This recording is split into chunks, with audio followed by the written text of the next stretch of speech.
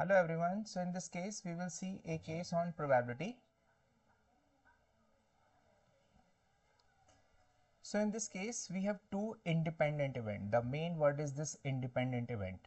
The word independent event is associated with multiplicative law because there are two situations in multiplicative law. First is for dependent event and second is for independent event. This is the case of independent event. So this A and B are independent event. So in case of independent event, we are finding first part with probability PA equals to 0.6 and this probability B equals to 0.4. So this intersection refers to this first part, intersection refers to multiplicative law, and these are for independent event. So in case of independent event, the multiplicative law is PA intersection B equals to probability of A multiplied by probability of B. So we will apply this method here. So this equals to PA into PB because this is independent event. So PA equals to 0.6, this PB equals to 0.4 and multiplication of this is 0.24. This means we can say the probability is 24%. In business context, we can say if probability of buying a product A is 60% and probability of buying product B is 40%. So with intersection means common, we can say 24% people purchases both the product because this is A intersection B.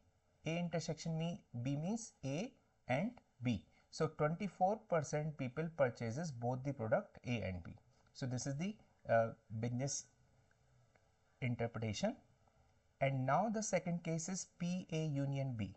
So PA union B, there are two situations. First is for not mutually exclusive and second is for mutually exclusive. So in case of not mutually exclusive, PA union B equals to PA plus PB minus probability of A intersection B, because now we have three things. First is probability of A, second is probability of B, and third is probability of intersection also. This is 0.24. So we will use this formula.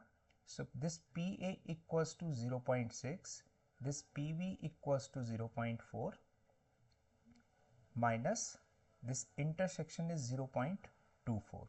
So this overall probability equals to 1 minus 0.24. So this equals to 0.76, or we can say 76%.